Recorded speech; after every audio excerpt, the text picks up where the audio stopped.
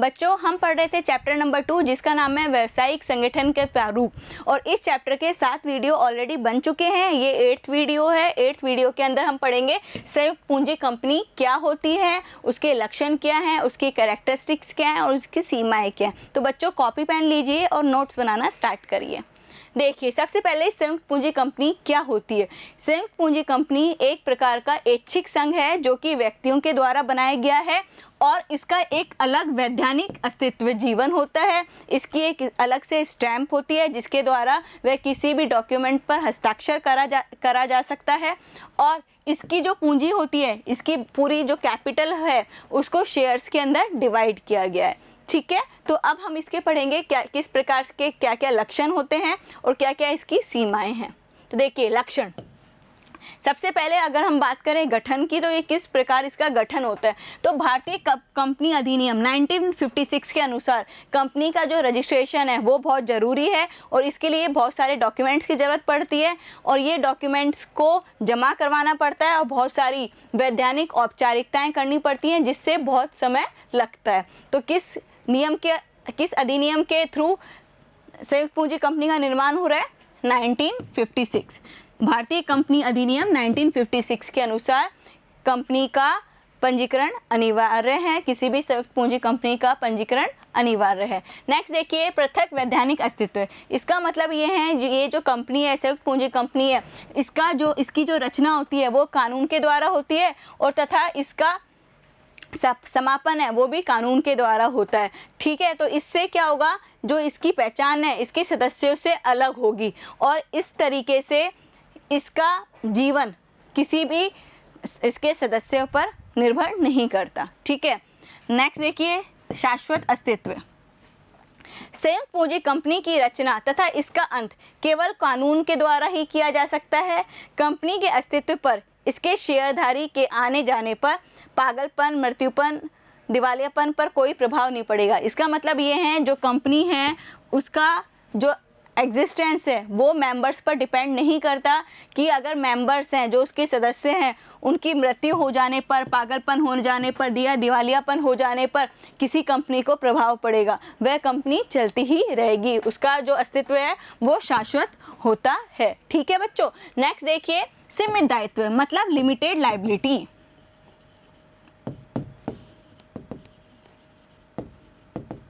तो इसके अंदर हम देखेंगे जो सदस्य हैं, जितने भी मेंबर्स हैं, कंपनी के जितने भी मेंबर्स हैं ना, उनका दायित्व सीमित है। उनका दायित्व सिर्फ इतना ही होता है जितना कि उनके द्वारा क्रय किया गया अंशों के अंकित मूल्य पर। जैसे मान के चलिए अगर उन्होंने कोई शेयर्स खरीदे जिनका अंकित मूल्य 500 रुपये, तो उनकी रिस्पॉन्सिबिलिटी, उनकी जो दायित्व है वो सिर्फ 500 रुपये तक ही होगा। ठीक है, तो यहाँ पर लिखा हुआ है कि जो कंपनी के प्रत्येक सदस्य हैं उनका दायित्व इतना ही है जितना कि उनके द्वारा किए गए अंशों का अंकित मूल्य है, मार्क्ड प्राइस। ठीक है, अंकित मूल्य मतलब होता है मार्क प्राइस। अंशों की हस्तांतरणता, बेसिकली इसमें बोला गया है कि जो कंपनी की पूंजी है इसको डिवाइड करा गया है शेयर्स के अंदर, छोटे छोटे शेयर्स में इसको डिवाइड किया गया है और जो शेयर्स हैं उसको आप इजीली ट्रांसफ़र कर सकते हो, और खरीद सकते हो। नेक्स्ट देखिए सार्वमुद्रा। मैंने आपको पहले ही बताया था कि जो कंपनी है वो एक ऐच्छिक संघ है और ये जो कंपनी है इसका निर्माण व्यक्तियों के द्वारा बनाया जाता है, किया जाता है। अब यहाँ पर मैंने बोला है कि जो कंपनी है वो एक कृत्रिम व्यक्ति है और इस प्रकार से कंपनी क्या नहीं कर सकती, हस्ताक्षर नहीं कर सकती। अब वह क्या करेगी, इसके लिए वह एक सार्वमुद्रा रखेगी और जितने भी डॉक्यूमेंट्स होते हैं, कंपनी के जितने भी डॉक्यूमेंट्स हैं उसके नीचे क्या होता है, सार्वमुद्रा के द्वारा अंकित की जाती है। ठीक है, सार्वमुद्रा अंकित की जाती है। जितने भी कंपनी के महत्वपूर्ण दस्तावेज हैं उसके नीचे इसकी जो सार्वमुद्रा है वो अंकित की जाएगी, मतलब वो उसको वहाँ पर स्टैम्प कर दिया जाएगा जिससे वो हो जाएगा कि ये हस्ताक्षरित करा गया है कंपनी के द्वारा। ठीक है, नेक्स्ट देखिए नियंत्रण एंड प्रबंधन, कंट्रोल एंड मैनेजमेंट। तो देखिए कंपनी का जो प्रबंधन और नियंत्रण है वो किसके द्वारा किया जाता है, मंडल के द्वारा। एक पूरा का पूरा एक ग्रुप ऑफ पीपल होता है, वो क्या करते हैं, नियंत्रण देखते हैं, वही प्रबंधन देखते हैं कंपनी का। ठीक है, और इसका चयन किसके द्वारा किया जाता है, अंशधारियों के द्वारा। जितने भी शेयर्स होल्डर हैं वो क्या करते हैं, वोट देते हैं, वोट दे के एक पर्टिकुलर एक मेंबर्स का ग्रुप बना लेते हैं और वही क्या देखते हैं, प्रबंधन और मैनेजमेंट देखते हैं। ठीक है, नेक्स्ट देखिए संयुक्त पूंजी कंपनी के गुण। अब क्या क्या गुण हैं, वन बाय वन पढ़ लेते हैं। पहला है सीमित दायित्व। जितने भी अंशधारी हैं उनका दायित्व यहाँ पर सीमित होता है और उनका दायित्व इतना ही होता है जितने कि उनके द्वारा क्रय किए गए अंश हैं और उसके अंश के अंकित मूल्य पर है। ठीक है, मतलब अगर उन्होंने 1000 रुपये के अंश खरीदे हैं किसी कंपनी से तो उनका जो दायित्व है वह सिर्फ 1000 रुपये तक ही होगा। ठीक है, नेक्स्ट है विशाल वित्तीय साधन। मतलब इनके पास ह्यूज कैपिटल होती है, पैसा बहुत ज़्यादा है। कंपनी के पास वित्तीय साधन बहुत अधिक होते हैं क्योंकि वह क्या कर सकती है, विभिन्न प्रकार की प्रतिभूतियाँ जारी कर देगी, अलग अलग प्रकार की प्रतिभूतियाँ जारी करेगी और क्या होगा, विभिन्न संस्था से वो ऋण ले सकती है और इस प्रकार से वो बहुत ज़्यादा अमाउंट के अंदर ऋण इकट्ठा कर सकती है, बहुत ज़्यादा अमाउंट में वित्त इकट्ठा कर सकती है। अंशों के हस्तांतरण में सुविधा। अंश मतलब शेयर्स और हस्तांतरण मतलब होता है ट्रांसफरेबिलिटी। तो मैंने आपको बताया कि जो कंपनी के अंश हैं वो बाजार में इजीली बाय और सेल किए जा सकते हैं। ठीक है, और इससे क्या होगा, जो आम लोग हैं, निजी लोग हैं, वह उनको कंपनी में निवेश करने के लिए प्रोत्साहन मिलेगा। ठीक है, वह ज़्यादा से ज़्यादा कंपनी में पैसा लगा सकते हैं। ठीक है, नेक्स्ट देखिए स्थायित्व अस्तित्व। स्थायी अस्तित्व मतलब होता है कि ये स्टेबल होते हैं, इनकी स्टेबिलिटी बहुत ज़्यादा होती है। किस प्रकार से होगी, क्योंकि मैंने आपको पहले ही बताया था, जब मैंने इसके लक्षण बताए थे तो मैंने आपको बताया था कि कंपनी का अपने सदस्यों से पृथक अस्तित्व है। मतलब कंपनी अलग होगी और उसके मेंबर्स हैं वो क्या होंगे, अलग होंगे। अगर एक मेंबर की मृत्यु हो जाए या दिवालियापन हो जाए तो इस कंपनी पर कोई प्रभाव नहीं पड़ेगा। ठीक है, तो बाय चांस मान के चलो कि कोई सदस्य की मृत्यु हो गई या दिवालियापन हो गया या अक्षमता हो गई, ऐसी स्थिति में कंपनी के अस्तित्व पर कोई प्रभाव नहीं पड़ेगा। नेक्स्ट देखिए वृद्धि और विस्तार। मैंने अभी बताया था कि जो कंपनी है उनके पास विशाल वित्त भंडार होता है और जिसके द्वारा वह कंपनी का विस्तार, उसकी वृद्धि आराम से आसानी से कर पाएगी। ठीक है, नेक्स्ट देखिए पेशेवर प्रबंधन।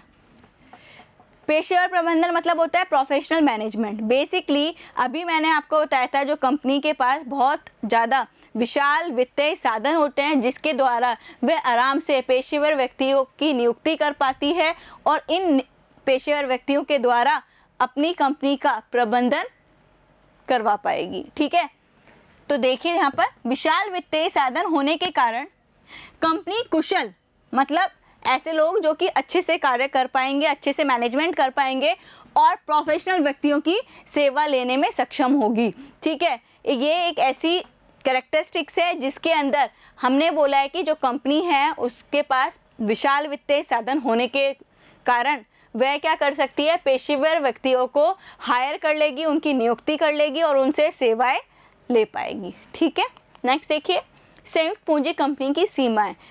4-5 सीमाएं हैं, आप पढ़ लेते हैं वन बाय वन। देखिए निर्माण की जटिल प्रक्रिया।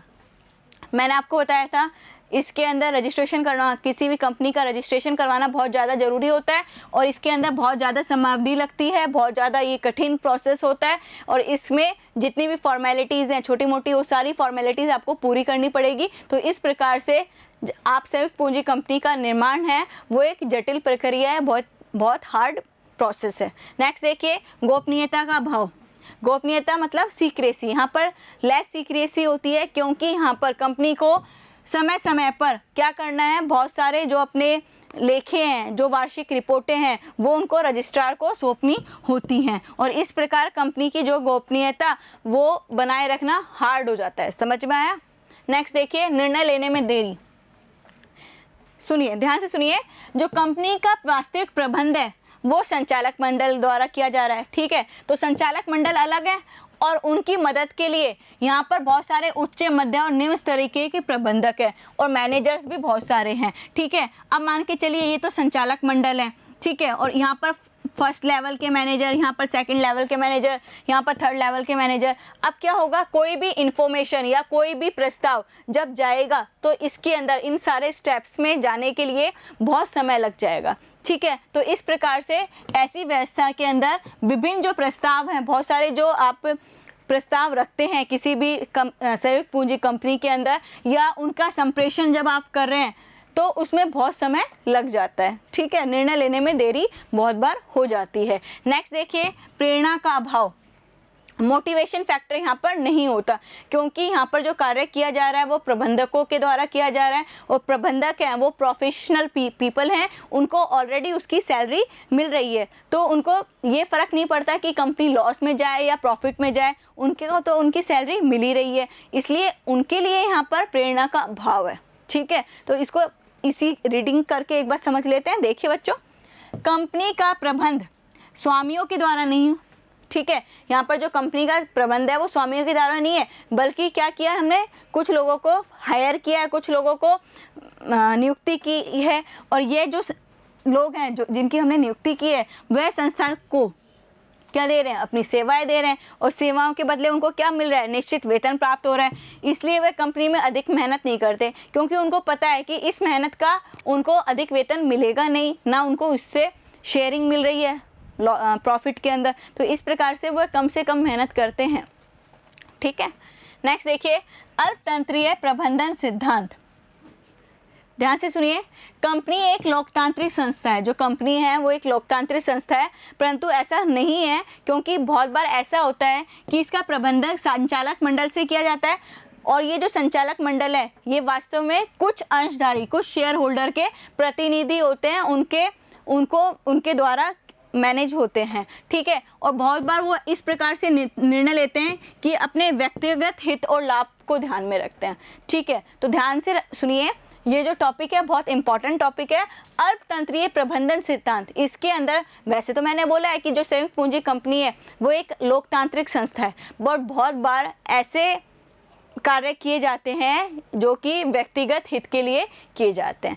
ठीक है, तो आज की जो हमारी वीडियो है उसमें हमने क्या क्या पढ़ा, संयुक्त पूंजी कंपनी क्या होती है, उसका अर्थ, उसकी विशेषताएं, उसके लक्षण और उसकी सीमाएं। तो इस प्रकार हमने आज संयुक्त पूंजी कंपनी की विशेषताओं को पढ़ा, उसकी सीमाएं पढ़ी, उसके लक्षण पढ़े।